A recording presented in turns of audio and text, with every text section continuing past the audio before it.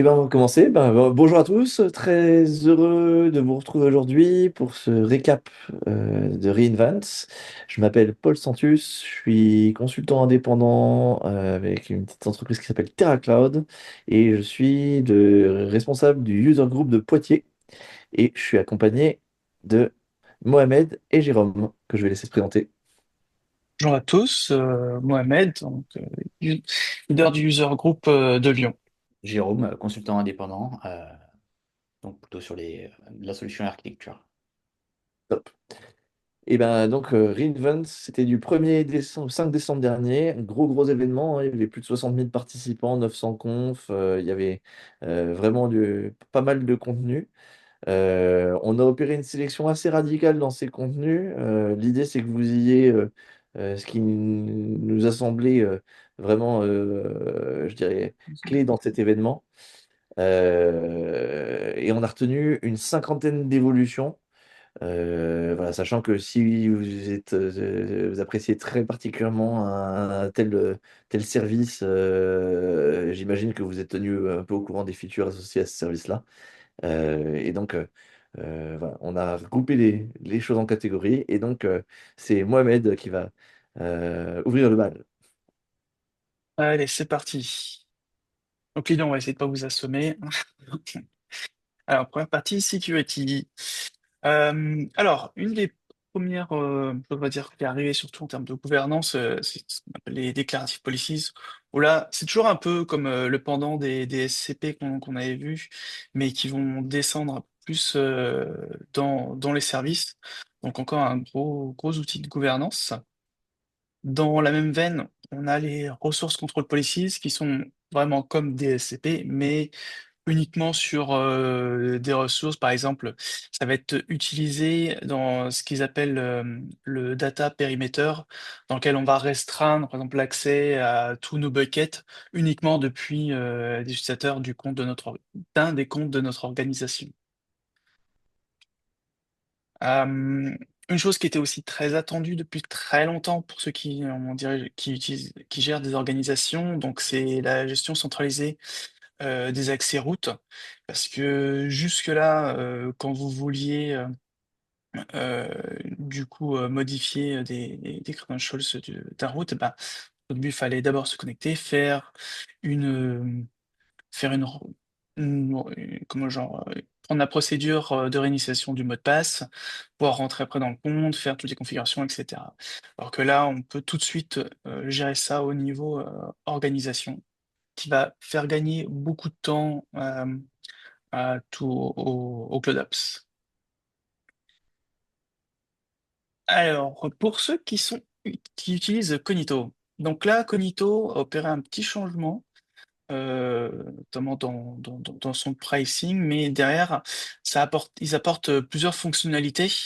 Donc déjà, ils ont refait de la partie l'hosted UI pour le login, avec plus de customisation, parce que celle qui était là avant, bon, c'était assez limité dans ce qu'on pouvait faire. Et ils ont ajouté aussi pas mal de fonctionnalités qui vont être utilisées par certaines entreprises. Là, on va parler de passwordless login, mais et aussi d'autres features sur base de certificats, etc. Et donc, ils ont refait leur pricing plan en fonction de ces fonctionnalités que je dirais enterprise, avec avec le plan de base gratuit. On a tout ce qu'il faut pour répondre à plus de 90%, je pense, des besoins. On va vraiment être sur des trucs très spécifiques pour les entreprises qui ont des grosses normes en termes de sécurité pour les plans suivants. Euh, ah bah, c'est des petites démos.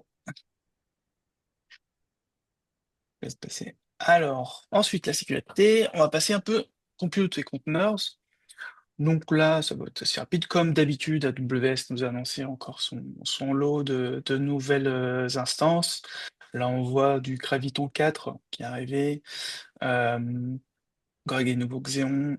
Et on a, pour ceux qui font du machine learning et de l'IA, encore des monstres qui sont là. Donc une nouvelle déclination du P5 avec le P5EN. Donc là, je vois que surtout la partie networking qui est bon, dans le cas où on fait du HPC qui ont été encore améliorés. Et puis après, bah, les nouvelles cartes Nvidia qui vont arriver. Comme on sait, AWS a un gros partenariat avec Nvidia et donc ça va arriver très très très très vite. Pour les aficionados de KS, donc là, AWS prend encore un peu plus, manage encore un peu plus de choses, on va dire, où avant, là, quand on crée notre cluster, il fallait gérer un peu la partie compute, j'ai envie de dire, donc où sont nos nodes, quelle taille il faut, etc. Il y avait aussi l'option Fargate, mais il y avait quand même quelques petites choses à configurer. Et là, ça va être encore plus vite pour la mise en place de votre cluster et, euh, et voilà, permettre, comme d'habitude, de démarrer très très vite. Alors, je me disais bien qu'il y avait quelque chose. EKS Hybrid Node. Donc ça, c'est un peu le pendant, on va dire, moins d'utiliser EKS à travers du multi-cloud. Bon, ils disent on-premise. Mais moi, je dirais que c'est plutôt l'offre multi-cloud de gestion de cluster avec EKS. Je sais plus si c'était l'année dernière ou il y a 2 ans où AWS avait sorti EKS Everywhere et ECS Everywhere qui permettait déjà de monter son propre cluster on-prem ou dans un autre cloud. Et donc là, je pense à sûrement utiliser un peu la même chose, mais vous gérerez de manière centralisée. Vous aurez vos masters de caisse sur AWS et ensuite vous aurez tous vos pods et nodes qui pourront être distribués ailleurs. Alors, il y a cette petite slide, désolé que je suis un peu zappé. Pour ceux qui font évidemment du machine learning, etc. Donc, AWS a montré cette nouvelle famille enfin, génération de Trainium. Donc, il se dit toujours, voilà, plus rapide pour faire de l'entraînement. Euh, je sais pas si Jérôme, tu as déjà eu un peu la chance de mettre Non, la main non, dessus sur ce genre de truc. donc voilà pour les modèles qui vont pouvoir faire de l'entraînement sur les frameworks, donc de manière plus rapide, plus efficace et moins chère.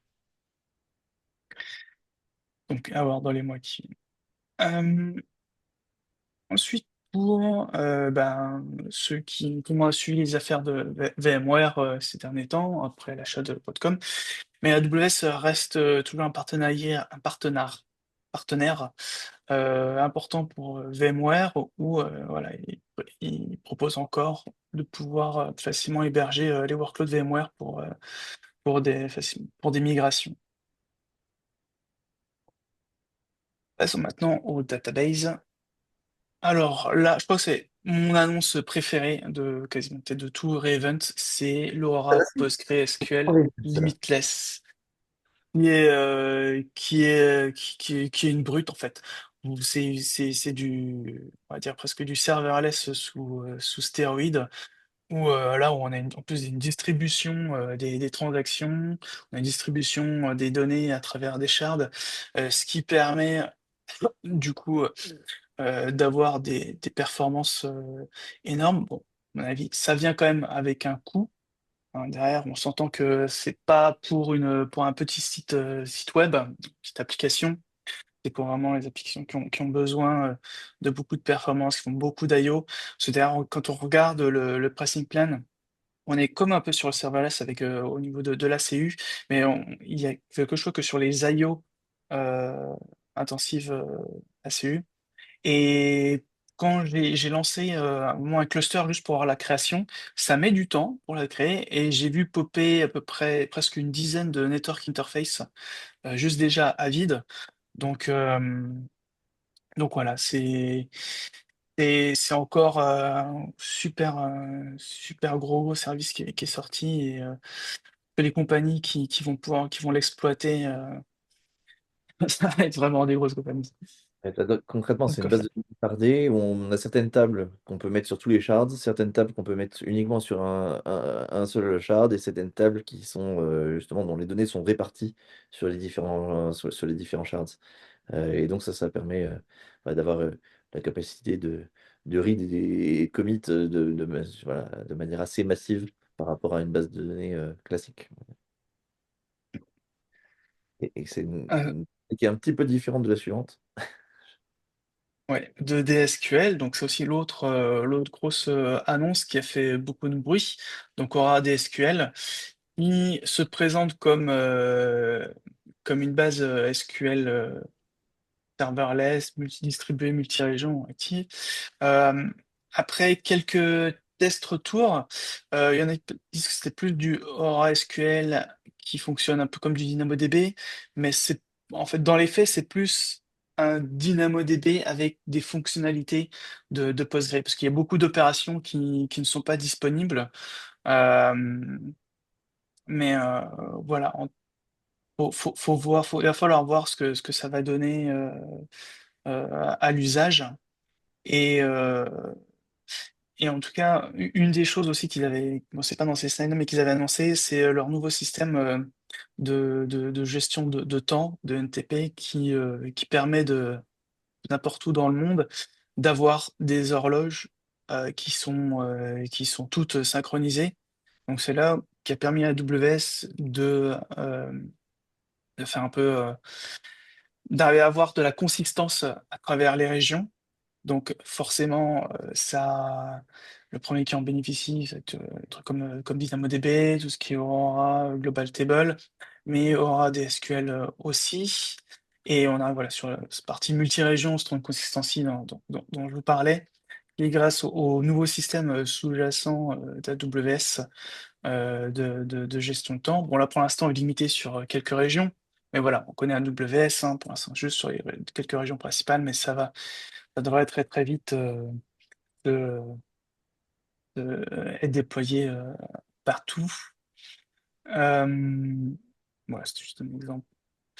Et autre chose qui permet toujours de faire du multi-région, donc maintenant vous pouvez le faire, vous pouvez avoir du cache multi-région, donc avec MemoryDB, et aussi, ah, j'ai pas mis là, mais on a parlé aussi avec Elasticache en fait, je crois que c'est dans la news en fait, vient d'arriver, on peut faire du multi-région aussi avec Elasticache, donc très donc, ce qui va nous permettre de pouvoir facilement faire du failover ou répartir nos utilisateurs si on a des besoins massifs. Euh, Autre petit, alors ça, je crois que il n'est pas au bon endroit, ce diapositive. Euh, Jérôme, c'est toi qui devais parler d'App Studio. Alors, sur App Studio, donc en gros, c'est une general availability de App Studio qui va permettre donc de construire des applications avec des prompts, hein, et puis donc sur une intention d'application, on va avoir la construction dynamique de l'application, donc dans le service App Studio. Je crois qu'il était en preview jusqu'à présent, donc il est passé en general availability, c'est ça la principale news. Donc, une fois que l'application est créée, donc elle vit sa vie dans App Studio, on va l'éditer via des prompts, on va la modifier, on va la compléter. Et en fait, on a un rapide designer qui va permettre d'adapter l'application. Ouais, des quelques expériences que j'ai eues sur App Studio, il y a quelques petits soucis. J'imagine qu'il y aura des améliorations par la suite. Potentiellement, le fait qu'il n'est pas facile d'aller dupliquer une application simplement pour pas repartir de zéro à chaque fois, repartir des prompts.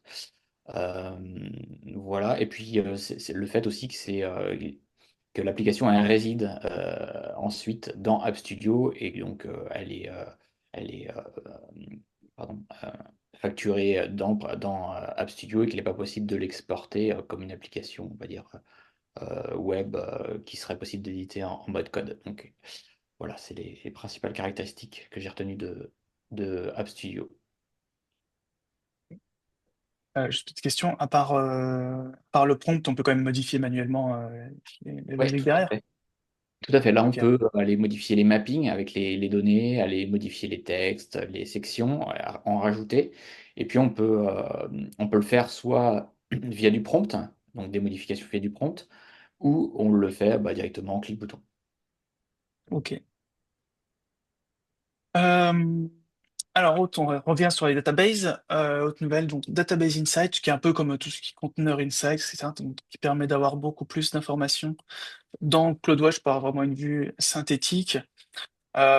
Pour ceux qui utilisent déjà Performance Insight, qui est dans, dans, euh, dans la Allez. partie RDS, dans la console RDS, je trouve que Performance Insight fait déjà bien le boulot.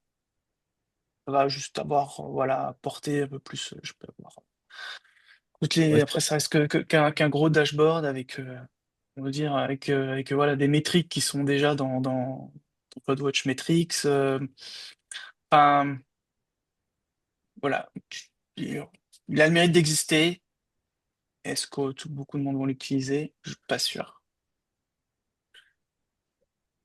Et des bonnes nouvelles, ça c'était arrivé après Event, donc comme ça, WS qui nous annonce 50% de réduction sur le prix on-demand d'Amazon DynamoDB et 67% sur les Global Table.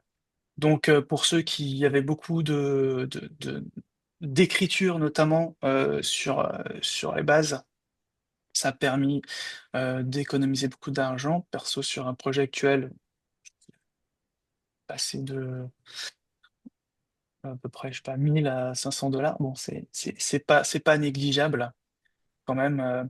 Et du coup, comme avant, il y avait vraiment un seuil au-dessus duquel il valait mieux passer du on-demand à provisionner, le fait d'avoir encore baissé de 50% le prix, ça rabat un peu les cartes quand même.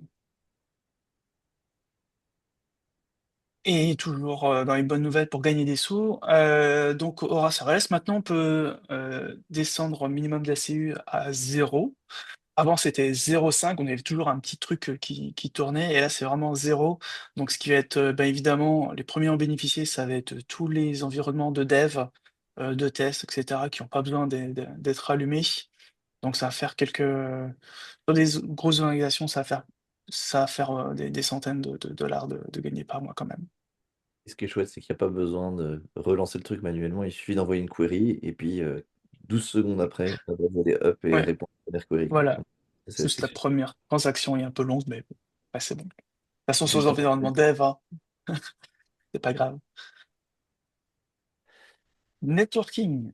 on va passer au On y est contenu presque. réseau et diffusion de contenu, donc CDN. Donc la première évolution, c'est le fait que CloudFront supporte gRPC. Alors gRPC, c'est quoi? C'est du Remote Procedure Call, c'est-à-dire c'est une interface qui va vous permettre d'appeler depuis directement votre applicatif comme n'importe quelle méthode locale de votre applicatif, une procédure distante. Et puis gRPC s'occupe de tout ce qui est au milieu, la sérialisation, la désérialisation, voilà, le streaming bidirectionnel, etc. Et finalement, l'avantage d'utiliser ça via CloudFront, c'est quoi? Bah, il y en a deux. Premier avantage, ça nous permet de bénéficier du WAF sur ce genre de requête-là. Et puis, deuxième avantage, donc le Web Application Firewall pour protéger son appli. Et puis le deuxième avantage, c'est que ben, ça va réduire la latence, notamment si votre appli elle est un peu loin de votre région, si votre client est un peu loin de votre région, ben, ça va améliorer la latence en passant par le backbone AWS, quoi. Voilà pour cette première révolution côté CloudFront. Et puis une deuxième évolution, c'est ce que CloudFront appelle les VPC Origins. Et les VPC Origins, ben, ça permet à CloudFront en fait, d'accéder à des ressources qui sont dans votre réseau privé. Avant, la source de CloudFront, ça devait être quelque chose qui est joignable par Internet, donc un bucket S3 ou un load balancer exposé publiquement. Et maintenant, un peu comme les API Gateway Private Integrations, quoi, et ben, on peut directement lier des applications qui sont dans des sous-réseaux privés de votre VPC. Donc, Ça, d'un point de vue sécu, on aime bien. Et puis ça évite aussi d'avoir des coups de sortie, etc. Euh, non, je dis une bêtise, d'ailleurs, les coups de sortie en direction de CloudFront étaient déjà Je suis gratuits. un petit peu. Ça- Côté stockage, migration et services de transfert. Alors, première évolution, c'est la manière dont on peut héberger des sites web statiques grâce à S3. Donc, hein, pour rappel, S3 avait une fonctionnalité qui permettait d'héberger des sites web en HTTP de manière publique. Il fallait rajouter CloudFront devant si on voulait du HTTPS et puis pas prendre trop cher en frais de S3. Et puis finalement, ben, gérer la distrib CloudFront, l'Origin Access Control, la gestion du certificat, la gestion d'un nom de domaine.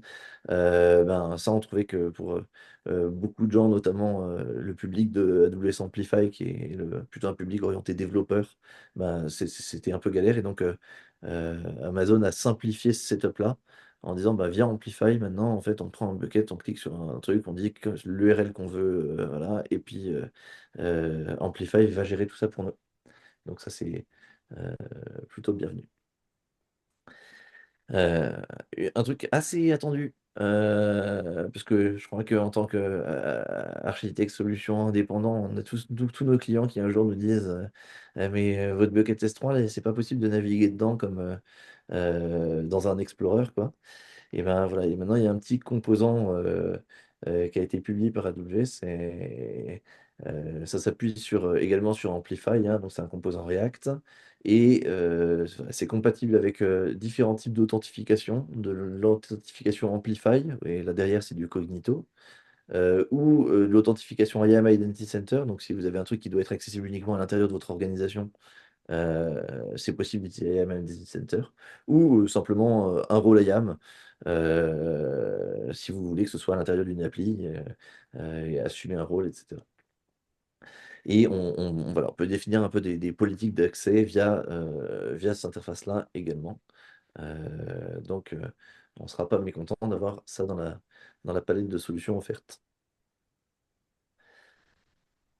Alors, bah, AWS avait un composant du UI pour S3, ben, ils l'ont intégré aussi à Transfer Family. Donc, Transfer Family, hein, pour rappel, c'est la solution qui permet d'exposer des endpoints SFTP, FTP sécurisés, des endpoints type AS3 et que sais-je d'autre. Voilà, et donc ils ont ajouté une option pour avoir une UI aussi directement. Alors comme tout produit Transfer Family, c'est un peu cher, hein, c'est 50 centimes par heure, donc si le truc est up tout le temps, c'est 4 000 $ par an, hein. Mais voilà, ça a le mérite d'exister. Autant faire sa propre application avec le composant Amplify, quoi. Coûtera moins C'est- cher. Alors, S3 Tables. Alors ça, c'est une grosse évolution pour moi de Reinvent qui va toucher principalement donc ceux qui font de l'analytique, hein. En fait, avec S3 Tables, AWS prend acte que Apache Iceberg est devenu un gros standard pour la gestion des tables à des fins analytiques dans un lakehouse, dans un data lake. Et avec le parquet c'est un fichier, un format de fichier orienté colonne qui permet de traiter très efficacement, de façon analytique, des données tabulaires.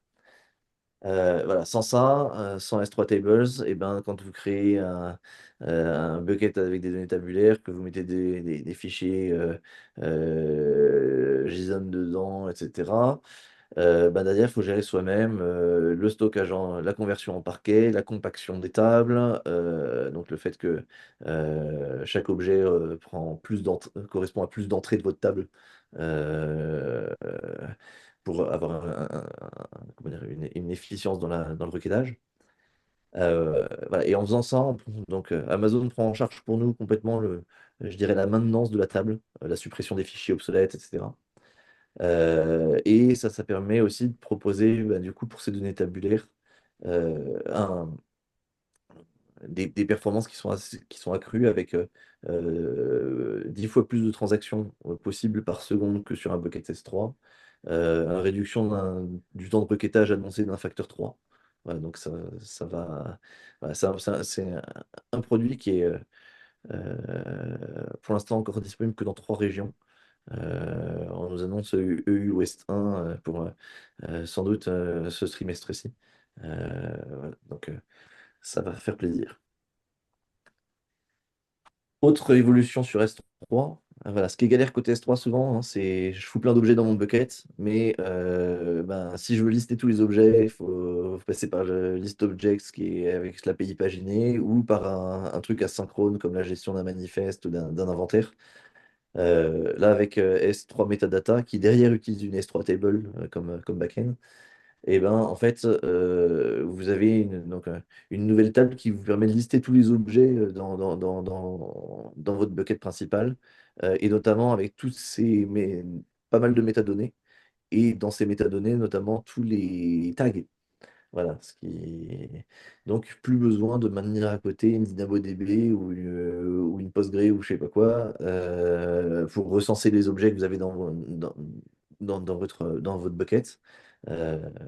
Donc la recherche par tag, c'est le cas d'usage le plus évident, mais il y en a sans doute d'autres auxquels vous penserez.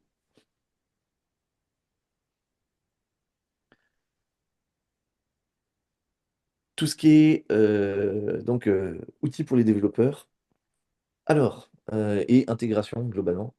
Donc là, on a un mouvement depuis pas mal de temps, hein. Ça fait 2 ans qu'en gros Amazon sort des features type 0 ETL. Et donc, donc 0 ETL, l'idée c'est quoi? C'est en un clic, vous faites le lien entre 2 systèmes de stockage sans avoir vous à gérer des pipelines d'ETL, quoi. Et donc celle-ci, elle permet de faire le lien entre une base de données Postgre ou MySQL qui est hébergée sur RDS ou sur une instance EC2. Et donc, j'allais dire même presque une base de données on-prem parce que vous pouvez utiliser une instance EC2 comme proxy, hein. Euh, et de faire en sorte que l'ensemble des données, l'ensemble des transactions qui sont committées sur cette base de données soient immédiatement répliquées en mode change data capture, donc sur une table Apache Iceberg dans S3. Euh, voilà. Et donc ça, c'est un truc qui est complètement serverless. Le pricing est au nombre de gigaoctets qui change dans la base de données source, quoi. Donc vous pouvez avoir une très grosse base de données. Si elle change relativement peu, en fait, ce sera assez économe. 8 centimes par giga en Irlande, 9,1 centimes par giga sur Paris. Donc euh, c'est pas mal. Voilà. Et alors le nom est un peu trompeur, puisque il parle de database CDC comme Change Data Capture, mais au début, ça fait bien un full load de la base, de la base source, quoi. Donc on récupère bien la base de données complète, convertie sur S3 à la fin de l'opération.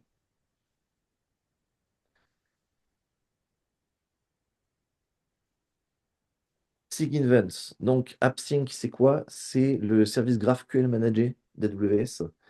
Il est déjà possible de mettre en place un WebSocket et de la diffusion d'événements par la fonctionnalité de souscription de GraphQL.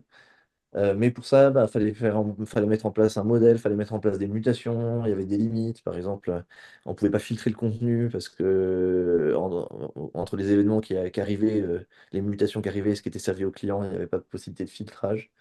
Voilà, ici, on a vraiment une logique de pub-sub, donc publication, souscription.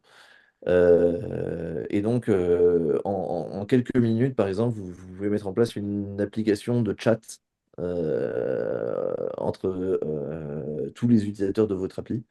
Voilà, donc ça, c'est euh, une, une évolution qu'on aime bien côté AppSync. Alors, si vous faites du serverless et que vous utilisez Lambda, vous vous souvenez que peut-être que si vous êtes javaïste, que l'année dernière, ou il y a 2 ans presque même, Amazon avait sorti Lambda Snap Start, pardon, pour Java. Donc l'idée de Snap Start, c'est quoi? C'est de faire, euh, en gros, de préchauffer une lambda et de faire un snapshot de la lambda après le préchauffage pour que ben, une application démarre plus vite et que notamment tous les cold start soient moins douloureux. Voilà, ça c'était déjà dispo pour Java et maintenant ça devient dispo pour des applications .NET et Python, pour des runtime .NET et Python. Petit point d'attention quand même, sur les runtime .NET et Python, c'est pas gratuit. Alors que pour Java, ils ont dû considérer que c'était, en gros, que sans ça, on pouvait pas vraiment utiliser Lambda avec de l'appli Java. Là, pour .NET et Python, c'est un coût supplémentaire.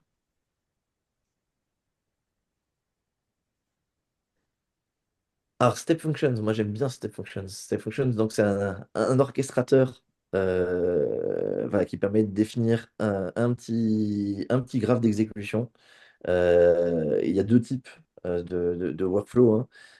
Des workflows express qui peuvent durer 5 minutes au max et qu'on paye à la durée d'exécution, et puis des workflows standards qui peuvent durer jusqu'à un an et qu'on paye au nombre de transitions d'état. euh, et qui peuvent ça peut transporter dans le workflow une certaine payload jusqu'à 256 KO.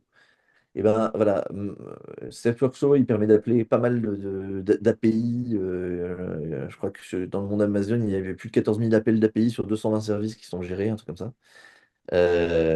Mais jusqu'ici, voilà, dès qu'on voulait faire du traitement de données, il fallait passer par une lambda. Euh, et ils ont intégré un composant qui est assez sympa qui s'appelle JSONata. JSONata, c'est un composant un peu comme si vous aviez JQ, pour ceux qui utilisent JQ. Donc ça permet de prendre du JSON et de faire du traitement dessus. On peut même enregistrer des variables intermédiaires, etc. Donc ça, on peut faire des choses assez marrantes avec JSONata. Je vous enverrai tout à l'heure un petit blog post sur le sujet. Et donc ça permet de traiter à l'intérieur de Step Function, en entrée et en sortie de chaque étape euh, avec JSONata. Et donc ça va ouvrir pas mal de possibilités. Alors, Integrated Analytics Experience, qu'est-ce que c'est que cette affaire? Eh ben, c'est un zéro ETL encore, mais ce coup-ci entre CloudWatch et OpenSearch. Donc l'idée, c'est de vous permettre de consulter facilement vos logs. Voilà, moi j'aime beaucoup Log Insights, mais mes camarades me disaient en préparant cette session que eux, ils n'aiment pas du tout, et que avoir un bon Elasticsearch sous la main pour regarder les logs, regarder les tendances, etc., c'est toujours pratique. Et ben maintenant, il y a une intégration native voilà, qui s'active en un clic. Donc, finalement, messieurs, c'est plus pour vous que pour moi, cette affaire. Euh, Application Signals for AWS Lambda. Ça, peut-être, Mohamed, tu peux nous en dire un mot. Je crois que tu l'as. Non, c'est Ouais, toi. si, c'est moi, ouais, je l'ai poké, enfin, je l'ai testé la semaine dernière. Du coup, voilà, c'est un peu dans la même veine que X-Ray, par exemple, mais qui va aller un petit peu plus loin en rajoutant des informations. Donc, globalement, donc, ça peut faire de l'APM. Euh, pour l'instant, c'est limité en termes de langage au lambda .NET et Python. Euh, Ça s'installe assez facilement parce que en fait, enfin en tout cas sur Python et .NET, en fait c'est juste ça rajoute un layer à notre lambda qui permet de l'orchestrer et puis une petite case à cocher. Donc ça permet d'avoir déjà certaines informations. Un peu, on retrouve pour ceux qui ont déjà utilisé X-Ray, c'est un peu comme X-Ray avec un peu plus de données va dire. Et pour avoir, on va dire, le service complet, parce qu'on regarde pour avoir des traces, il y a quand même une dépendance à X-ray trace d'activer pour pouvoir suivre un peu une transaction de bout en bout. Euh, donc, moi, je dis c'est bien, c'est mieux qu'X-ray, c'est bien, mais c'est toujours pas ce que j'attends d'un APM. Ça marche.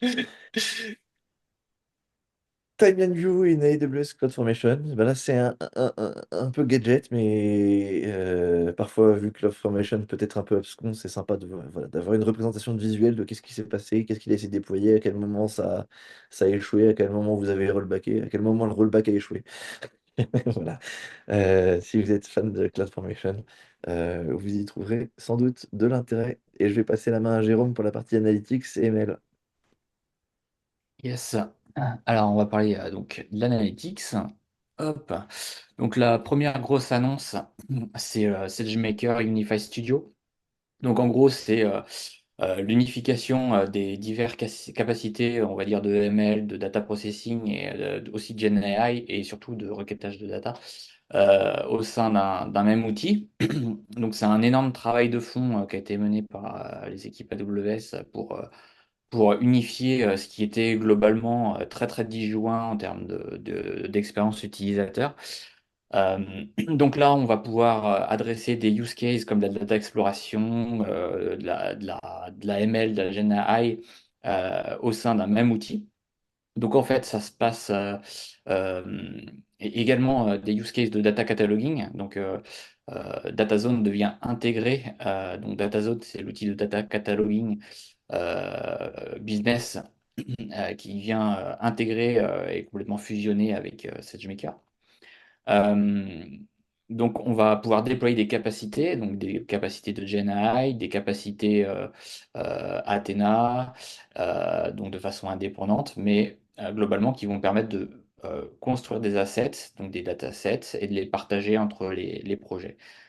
Euh, donc, mon feedback sur l'outil, c'est que j'ai pu rapidement l'explorer. Donc, c'est de la public preview. Grosso modo, il y a une grosse amélioration de l'ergonomie. Également une amélioration de l'ergonomie pour les administrateurs qui vont avoir à gérer les différentes capacités.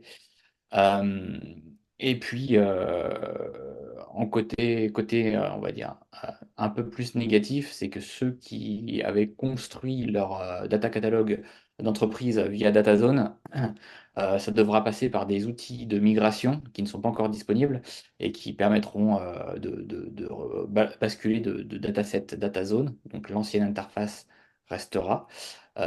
Mais il n'y a pas une compatibilité totale avec le Unified Studio. Il y a quelques manques également.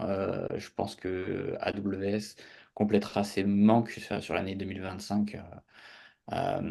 Typiquement, AWS, non, c'est SageMaker Canvas n'est pas disponible, elle est encore disponible sur une interface disjointe. Donc j'imagine que l'outil va continuer à s'enrichir dans un axe d'unification. Ouais, il y a encore que Jupyter Lab, il n'y a pas, comment il s'appelle, VS Code, ouais, il y a Tout à encore fait. quelques trucs sur l'outil. Tu fais bien de le mentionner, VS Code en effet est encore disjoint. Alors, une autre grosse annonce, c'est l'apparition de SageMaker Lakehouse, donc qui va se baser sur alors ce qu'a présenté Paul juste avant, c'est-à-dire les S3 tables, les Zero ETL integration. Alors, le but du jeu, c'est d'avoir un endroit unifié avec du data cataloging et qui va permettre d'explorer donc toutes les sources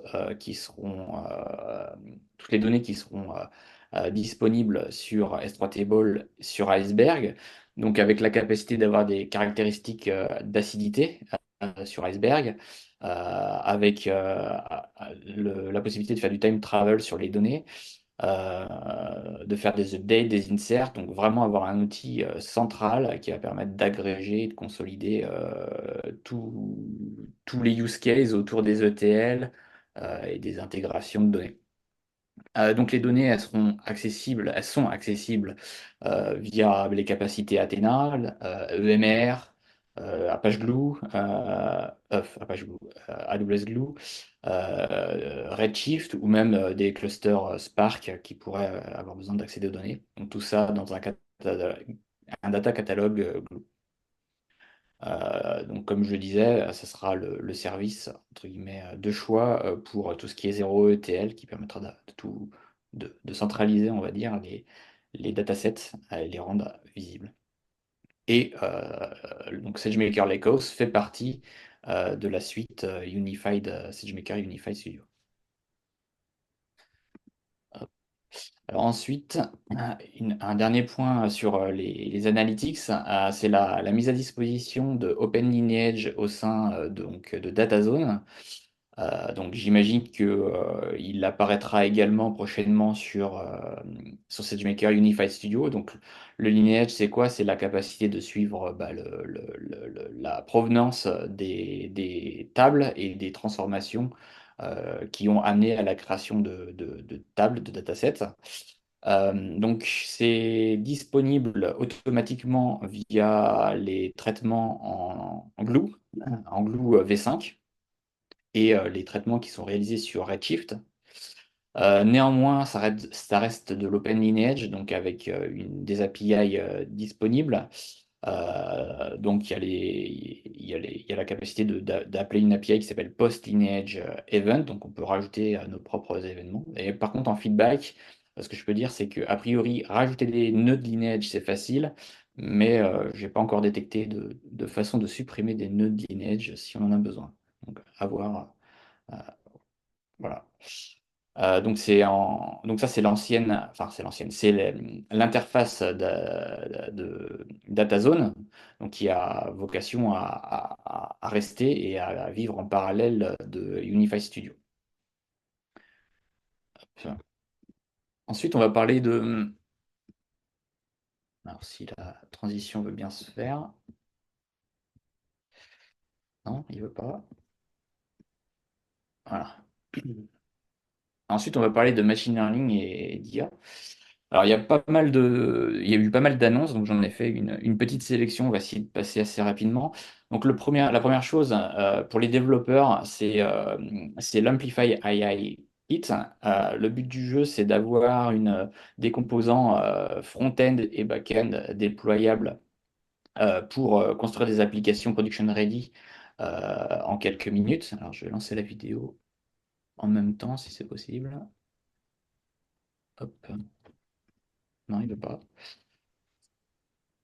Ah, il se lance. Donc, donc c'est des composants UI qui vont permettre à la fois donc, d'intégrer un chatbot, par exemple, dans votre application, et qu'il y aura l'intégration également avec la partie back-end qui va déployer tout ce qui est nécessaire, c'est AppSync, les lambda pour l'invocation de Bedrock, le DynamoDB pour intégrer du contexte du chatbot, par exemple. Et le but du jeu, hein, c'est vraiment simplifier la developer experience. Alors, je sais pas si on peut avancer un peu la vidéo. Mais grosso modo, il arrive rapidement avec une interface dans laquelle le chatbot est intégré et sur lequel il peut jouer. Euh, Également, il y a eu l'annonce donc de QDeveloper. Alors, QDeveloper, c'est un plugin qui se met dans vos IDE. Donc, il était déjà disponible depuis pas mal de temps, mais il s'enrichit avec des use cases bien segmentés. Donc, il est possible de passer des commandes comme /doc, /review, /test, /dev, et ça va permettre de réaliser des actions comme de la génération de documentation, de Markdown, de faire des reviews de code avec l'assistant, faire des générations de tests également. Donc c'est vraiment outiller et simplifier le workflow du développeur. Et alors, c'est devenu enfin, voilà, autant depuis quelques années, j'utilisais Code Whisperer, j'étais pas très très convaincu. Depuis quelques temps, je l'utilise pas mal et je trouve qu'il a des bonnes performances en termes de génération et je l'utilise désormais quotidiennement. Alors, hop. Un petit point, c'est l'intégration avec. Je sais que je crois que pas de slide là-dessus, non, je me permets de le mentionner ici. Il y a pas l'intégration avec GitLab qui permet d'utiliser donc ces fonctionnalités-là directement depuis GitLab. Donc en gros, vous assignez des pull requests à GitLab et à Q et puis il va en faire une review. Et pareil, vous pouvez assigner des issues pour qu'il fasse des fixes pour vous. Ouais, tout à fait. Donc là, c'est ce qui est mentionné en preview. Également, alors je l'ai pas retenu, mais ils sont mis à disposition également ce qu'ils appellent des développeurs Code Transformation. Donc c'est des outils qui sont en preview. Donc c'est autant d'agents GenAI qui sont disponibles pour faire des transformations de votre code. Alors j'ai noté, il y a pas mal de use cases. Ça permet de faire des transformations d'Oracle vers Postgre en impactant par exemple du code Java. Donc ça, c'est géré end-to-end.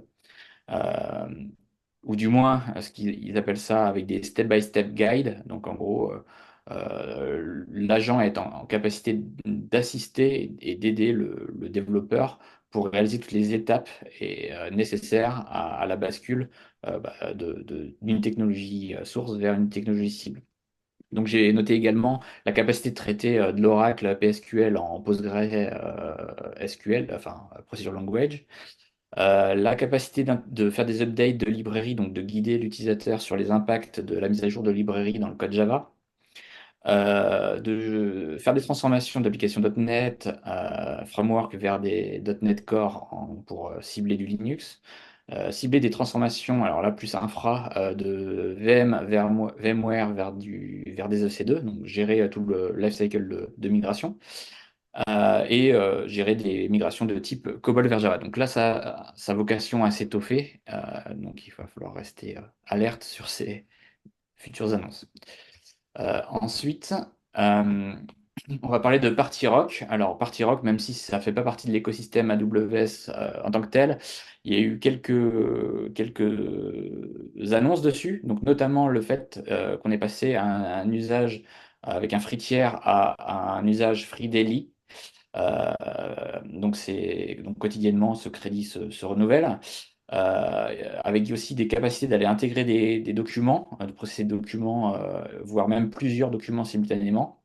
Donc ça peut permettre de traiter des usages de batching, de comparaison de documents, d'agrégation de documents. Donc, c'est plutôt intéressant. Euh, et puis donc il y a un gros catalogue d'applications disponibles. Donc c'est assez intéressant de voir comment traiter certains use cases.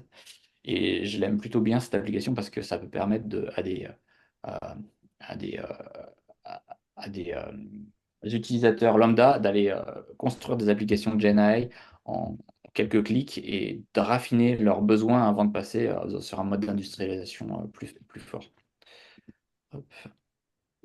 Ensuite, on va passer à la capacité de scale down to zero de Amazon SageMaker. Donc, les inference endpoints, il faut savoir que dès qu'on souhaite avoir du GPU, donc on ne peut pas utiliser le mode serverless des inference endpoints. Et donc, on passe sur un modèle de coût en 24/7, ce qui est grosso modo très coûteux dès qu'on parle de machines à GPU. Donc, la capacité de scale à zéro, ça va permettre de traiter sur des périodes d'inactivité, de basculer les coûts à quasi zéro. Euh, donc, Même sur du GPU? pardon? Même sur du GPU, Oui. du coup? A priori, donc je ne l'ai pas expérimenté. Donc il y a quelques downsides que j'ai un peu notés. A priori, ces politiques de scaling elles se mettent en place uniquement par le SDK ou par le CLI actuellement. Euh, à mon avis, il faudrait se créer le feedback de savoir en combien de temps l'inference endpoint redevient up, parce que ça peut être assez dimensionnant. S'il met enfin, je sais pas moi, un quart d'heure à remonter, ça peut être problématique.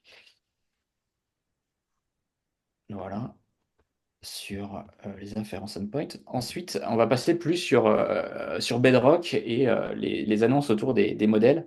Alors, il y a un mécanisme qui a été annoncé qui est le modèle distillation. En gros, c'est la capacité. euh, Si on va prendre une famille de modèles, donc typiquement les Claude, on va avoir différents types de modèles, des modèles très gros, donc les Claude Opus, voire Sonnet, et puis on va avoir des plus petits modèles comme les IQ. Et forcément, on va avoir des modèles de pricing très différents.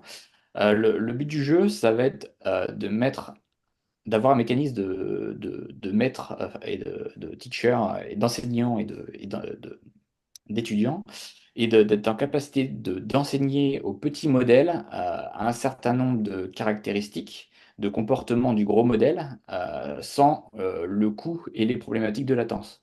Donc on va jusqu'à présent, ce qu'on faisait, c'est on faisait des prompts où on mettait des exemples, beaucoup d'exemples. Ben, ce qu'on va faire ici, c'est qu'on va euh, et d'avoir beaucoup d'exemples, ça avait un impact sur la fenêtre disponible pour le modèle. Alors désormais, on va mettre sur S3, par exemple, un certain nombre de prompts et de réponses souhaitées, donc des golden prompts, et on va les enseigner au petit modèle. Et à la fin, on a ce modèle distillé, qui aura des super caractéristiques en termes de coût. Sur les modèles qui sont supportés, on a les Lama 3.1, donc les gros modèles vers les petits modèles. On a du Claude 3.5, alors pas le 3.5 V2, c'est un peu dommage, mais du 3.5 vers des petits modèles V3, pas des modèles V3.5, IQ ou Sonnet. Donc on pourra faire du, euh, du Sonnet vers de l'IQ ou de l'Opus vers du Sonnet. Également sont supportés les modèles Nova, dont on parlera tout à l'heure. On peut faire du Nova Pro vers du Lite ou du Pro vers du Micro. Ensuite, sur les Bedrock Flows, on a donc, le Bedrock Flow, c'est la capacité, donc ça existait auparavant, hein, mais c'est la capacité d'aller enchaîner des logiques de prompt, donc des routages autour du prompt, dans une interface visuelle. Euh, et donc, ils ont rajouté la capacité d'intégrer les guardrails, ainsi que des éléments de traçabilité, l'équivalent de X-Ray, mais pour Bedrock, au sein de l'outil. C'est plutôt intéressant. Euh, Ensuite, je vais vous parler du optimization. Euh, donc, a été créé côté Bedrock la capacité de gérer les prompts, le life cycle des prompts directement. Donc, ça, c'est prompt management. Donc, on a ce bouton Optimize qui est disponible et qui va permettre d'utiliser un modèle pour faire de la méta-optimisation et donc optimiser le prompt à partir d'un autre prompt. Donc j'ai pu l'explorer, et j'ai pu avoir des très bons résultats, notamment sur du Claude 3.5 ou d'un prompt basique. Il a su bien délimiter les parties importantes, segmenter, rajouter du reasoning, rajouter du formatage, si ça permet de garantir que le JSON, par exemple, en output sera d'un certain format. Donc je suis plutôt très satisfait de l'apparition de ce modèle, de ce service, pardon. Également sont apparus, allez, hop, petite vidéo. Également sont apparues des capacités de routage et de caching. Alors le caching, je crois que c'est de la private preview euh, et le routage est en public preview. Donc le caching, ça va permettre sur 5 minutes d'avoir des mêmes prompts qui donneraient les mêmes résultats. Donc ça va permettre de gérer certains use cases, peut-être euh, avec des public facing où on voudra protéger la latence du service pour ne pas avoir à régénérer trop de requêtes. On a également la fonctionnalité de routage. En fait, c'est assez intéressant aussi. On imagine une famille avec des gros modèles et une autre et avec des petits modèles. Donc là, un IQ et un Sonnet. Donc, Sonnet étant le gros. Euh, le, le prompt est évalué dans le routage et en fonction de l'estimation, si le petit modèle serait euh, pertinent pour le prompt, il va aller l'envoyer vers le petit modèle. Et si il estime que peut-être la réponse ne sera pas suffisamment pertinente, il va l'envoyer vers le gros modèle. Donc ça va permettre de mettre en place des logiques de coût qui seront assez intéressantes et qui permettront de ne pas taper systématiquement dans le gros modèle. Donc actuellement, il y a deux routages qui sont disponibles, du Claude 3 et du Lama 3.1. Donc ça sera intéressant que ça s'étoffe prochainement. Euh, Jérôme, on commence à être limite en temps de horaire. Mince, ok, ok, j'accélère un petit peu. Euh, on a les multi-agent collaboration, donc la capacité, pareil, d'avoir de l'orchestration, du reasoning avec des multiples agents. Ça va permettre d'automatiser des traitements de façon quasi automatique sans qu'on ait à les gérer avec du code applicatif. On a la capacité avec guardrails. Alors, c'est le suivant. avec Guardrails, c'est de vérifier que la sortie des prompts ne comporte pas d'hallucinations et donc sont valides d'un point de vue des outputs. Donc c'est avec de la preuve formelle mathématique. Également, la dernière annonce, c'est l'apparition de la famille Nova, Nova en termes de LLM, donc les modèles classiques Micro, Light et Pro, avec bientôt l'apparition de Première cette année. Également, l'apparition de V2 de la famille Nova V2 en 2025 qui est prévue. Et deux autres modèles qui sont Canvas pour la génération d'images et Real pour la génération de vidéos. Et je passe la main à Paul pour la suite sur les business applications. Dernier slide, et on vous libère. Amazon Connect. Alors, Amazon Connect, c'est quoi? Juste pour rappel, parce que vous n'utilisez peut-être pas, c'est une solution omnicanal de gestion de la relation client d'AWS, voilà, qui est utilisée. Je crois que le gros use case qu'ils mettent en avant, c'est le groupe Accor qui gère ses 12 centres de contact avec 1200 agents derrière pour prendre toutes ces réservations, etc. Ouais, donc en plus des canaux existants, à savoir le téléphone, le chat, le SMS et l'audio et la visioconférence qui est arrivé plus tôt l'année dernière, AWS a ajouté le support de WhatsApp Business et puis aussi et surtout en pré-reinvent de l'email, voilà, qui est maintenant un canal de base d'Amazon Connect. Donc on a voilà, une relation client vraiment sans couture et vraiment omnicanal maintenant. Et il est aussi possible d'utiliser, il y a aussi quelques fonctionnalités supplémentaires, possibilité d'utiliser de la Gen AI pour qualifier les interactions, par exemple.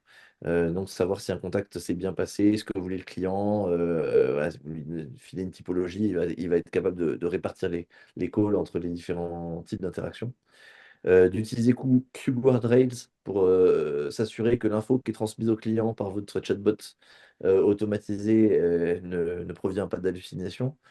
Petit gadget, mais qui est quand même pas mal, c'est la possibilité de créer ces robots Lex, donc directement depuis l'interface Connect et de ne pas aller dans le service Amazon Lex à côté pour aller chercher, créer ces robots et les ramener dans Connect, etc. Et puis, deux derniers trucs, la possibilité de collecter des données sensibles directement dans le chat.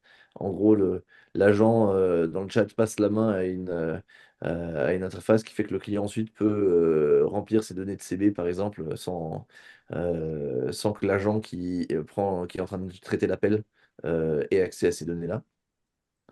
Et un truc un peu important pour le chemin de migration d'un certain nombre de clients, c'est qu'il est possible de mettre Connect, entre guillemets, en proxy entre le numéro de téléphone de votre support client et votre système de voix interactif actuel. Et donc, ça permet directement de doper votre système de voix interactif actuel sans changer tout le routing qu'il y a dedans, etc., sans répliquer ça côté Amazon. Mais au moins, vous bénéficiez de fonctionnalités du style l'enregistrement des appels, l'analyse de sentiments sur les appels, la capacité à remonter un appel au manager en cas d'analyse de sentiments qui dit qu'il y a des soucis, etc. Voilà, donc ça, Ma c'est foi, je dois vraiment libérer la salle. yes, c'est le produit On sur doit y lequel finir. Amazon a le plus publié de nouveautés depuis ces 2 dernières années, quoi. C'est le moment de conclure. On va vous envoyer dans le chat un petit lien avec l'ensemble des fonctionnalités, des évolutions. Et puis, on vous remercie beaucoup d'avoir assisté à ce récap avec nous. Et puis, on vous souhaite une bonne journée à vous.